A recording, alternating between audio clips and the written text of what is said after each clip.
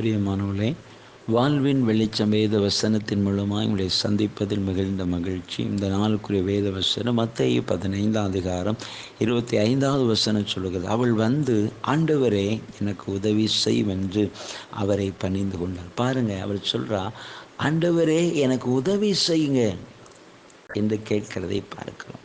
பிரியமானவர்களே, உலகத்தில் ஒருவருமே உதவி செய்ய முன் வரல. உதவியற்ற நிலையில் இருக்கிறீங்களா?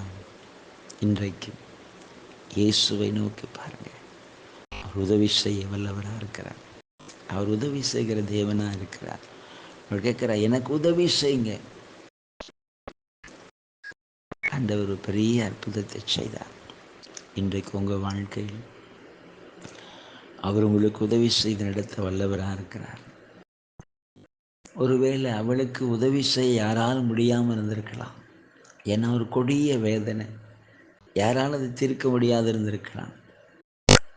ஆண்டவராகிய இயேசு கிறிஸ்து அந்த கொடிய வேதனையிலிருந்து ஒரு விடுதலை கொடுத்தார்.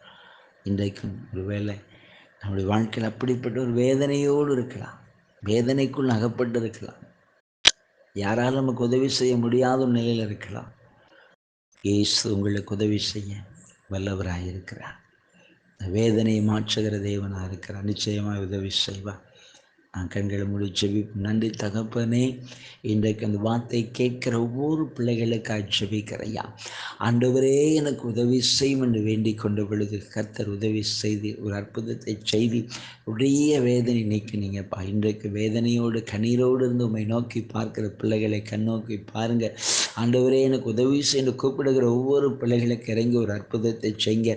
வாழ்வதற்கு எல்லாம் வேதனைகள் நீங்கட்டும் அப்பா, கண்ணீர் மறையட்டும். இன்றைக்கே ஒரு அற்புதத்தை செய்யுங்க. உங்களுடைய வல்லமுள்ள கரத்தை நீட்டுங்க. ஆமென். இயேசு கிறிஸ்துவின் நாமத்தில் நான் ஜெபிக்க தேவ கரம் இறங்கட்டும், வல்லமை இறங்கட்டும். இன்றைக்கு ஒரு அற்புதத்தை செய்து கர்த்தருடைய பிள்ளைகளை ஆசீர்வதித்து நடத்துங்க. சில அன்புக்காக நாங்கள் உம்மை துதிக்கிறோம்.